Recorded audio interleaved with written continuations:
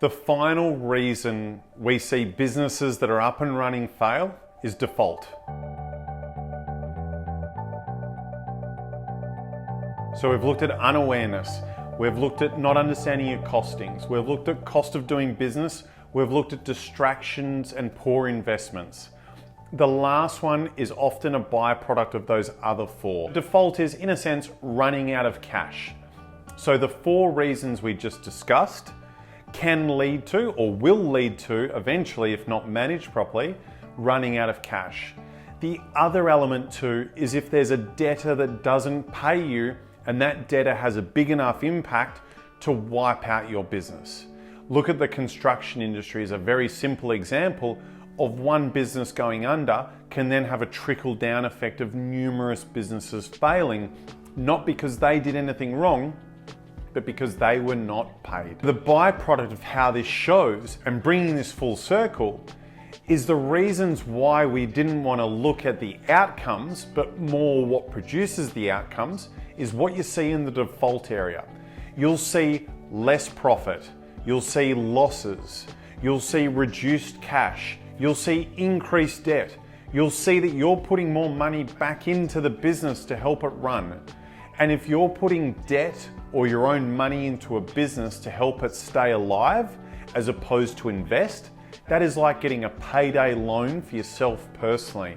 It is like the last straw of what you want to do financially to keep the roof over your head, whether that's in a personal sense with the payday loan or in a business sense, injecting more money.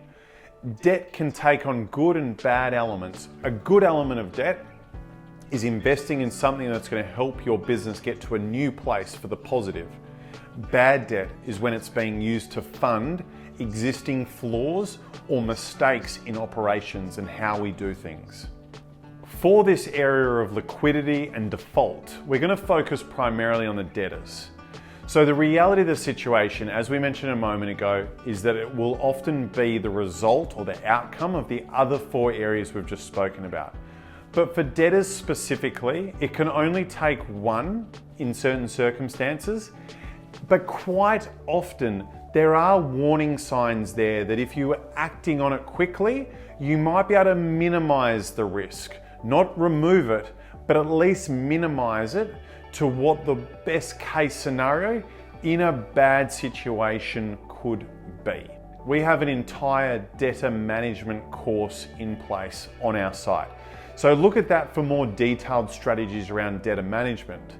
But the key points here are firstly to ensure you have regular meetings, i.e. weekly, with your finance team around your debtors and who owes you money. The next one is have a formal debtor management process in place. And that's what we speak about in that course, and going through all the nuts and bolts, all the detail associated with that program and how to bring that to life within your business.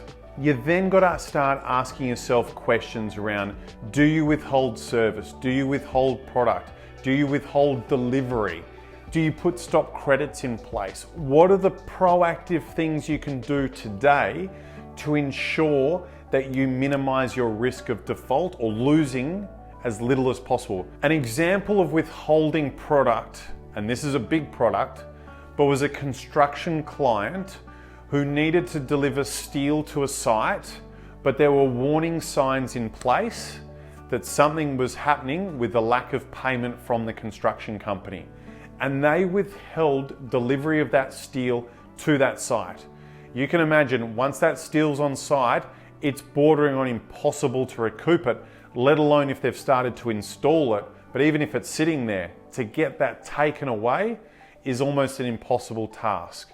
So make sure you're willing to make those hard decisions, make those difficult calls. Because as I said, people will tell you anything to allow their business to survive.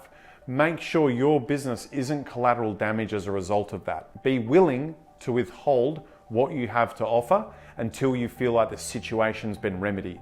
The power of that situation almost saved that business. The reason I say almost is because I can't definitively say that's what saved it, but I can promise you it made a significant difference. Because what happened was that construction project was in a sense for a government body, but the business that was constructing the complex was a privately owned business. And that middleman between our client and the government, they went under. So we ended up going straight to the government, telling them the situation as to why their project's been held up. And that ensured a degree of security for the future. And as I said, I can't guarantee that that was the sole reason they survived, but I can absolutely say it made a huge difference in ensuring their financial security of withholding those products.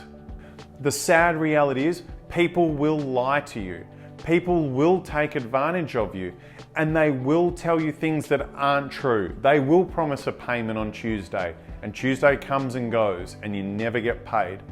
The warning signs are always easy to see in hindsight. And the easiest way we say to detect these is look at two different elements. Firstly, has their communication or their consistency of communication changed? Have they had a finance team that will often be in touch with you very frequently to all of a sudden they're scouring into the bushes, not returning calls and emails? And the other thing, which is probably a bit more nuanced, but if they've always been meticulous payers and very good at paying your account and suddenly don't, that could be a warning sign. Make sure you stay on top of those changes in behavior and bringing it full circle. That's why you need your weekly meetings with your finance team around your debtors, isolating these changes in behaviors and these opportunities that need to make sure that they're taken advantage of so we don't end up compromising our potential liquidity in the future. To wrap things up, the 5 reasons we see businesses that are already up and running fail and have had a proof of concept in place is unawareness. You put your head in the sand. Costings. You don't know how much either before you produce a job or as you deliver the job, what it costs you to produce that outcome for your client. Cost of doing business. The amount of support you have around you is greater than the returns you're getting in terms of revenue and GP. Distraction and poor investments. And the last one is default risk. Someone not paying you or you running out of cash as a result of failing in those other 4 areas that we've just listed. But if you can avoid these, like what my sister said to me, you can potentially not be a loser, which automatically makes you a winner.